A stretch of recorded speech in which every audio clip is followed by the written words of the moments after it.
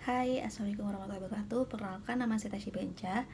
Hari ini saya akan mencoba menjelaskan tentang cara menghitung kebutuhan daya pada PC untuk pemilihan PSU. Sebelumnya, PSU itu apa sih? Jadi PSU itu merupakan power supply unit yang berfungsi sebagai konverter pengubah tegangan AC menjadi DC dan sebagai sumber daya untuk disalurkan ke komponen-komponen di PC. Nah, langsung saja cara menghitung daya pada PC itu gimana sih gitu kan. Cara menghitung daya pada PC itu ada dua cara. Jadi yang pertama yaitu manual dan kedua itu otomatis. Kalau yang manual itu kita lihat dari spesifikasi perangkat gitu. Misalnya di motherboard atau CPU itu spesifikasinya tuh berapa dayanya gitu. Namun emang sedikit sulit sih buat tahu spesifikasi detail dari suatu komponen di PC gitu, misalnya motherboard. Kita harus cari dulu tuh mereknya apa, kita buka langsung di website resminya biar kita tahu detail dayanya itu berapa sih, rentangnya berapa gitu.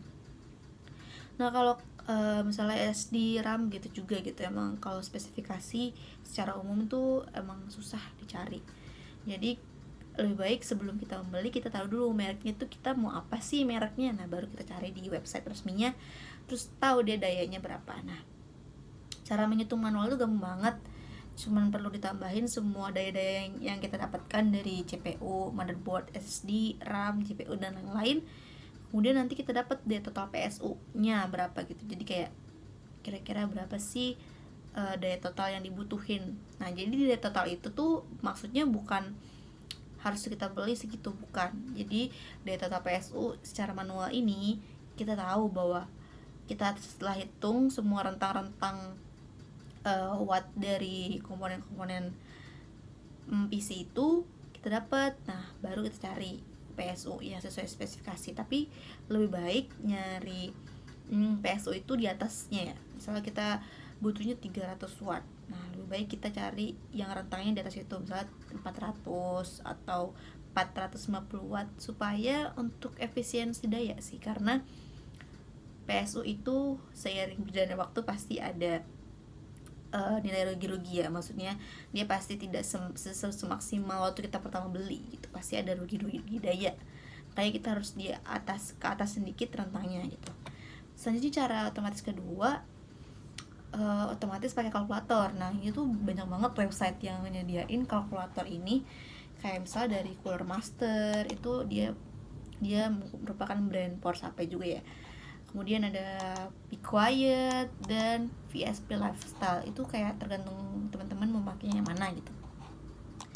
Kalau dari otomatis dia tinggal kita cari aja mereknya apa, butuhnya berapa, nanti dia kalkulatif sendiri gitu. Jadi kayak dia tuh punya website yang isinya tuh udah spesifikasi semua brand, tapi dia mengutamakan brand dia sih biasanya gitu.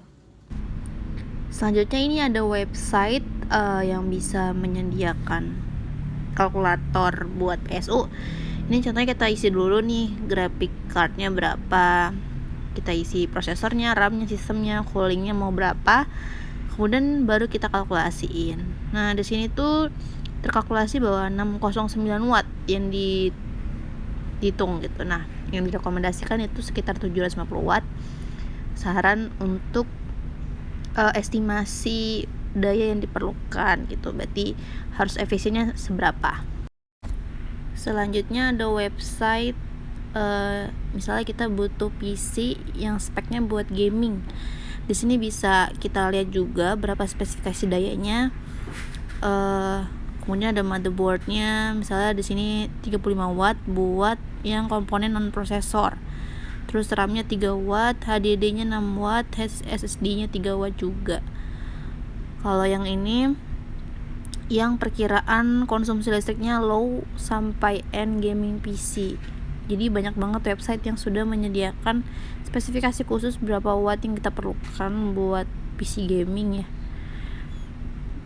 Yang terakhir ada berapa listrik yang harus dibayar kalau low end gaming begitu. Dari penjelasan sebelumnya tadi, jadi bisa diketahui gitu estimasi yang diperlukan jika RAM-nya segini, dayanya berapa. Misalnya kayak di perkiraan rata-rata konsumsi listrik di high end gaming PC itu kita perlu, misalnya SSD-nya ada 2, kita perlu kira-kira penggunaan listrik 100% ya, loadnya itu sekitar 6 watt. Jadi kita butuh kira-kira daya SSD-nya itu 2 sekitar 6 watt gitu. Jadi sebenarnya kalkulator PSU ini buat menentukan PSU ini sangat-sangat membantu banget kepada teman-teman yang pengen tahu nih kapasitas PSU yang kita butuhin itu berapa dan efisiensinya itu cocoknya berapa gitu. Sekian penjelasan dari saya. Terima kasih. Assalamualaikum warahmatullahi wabarakatuh.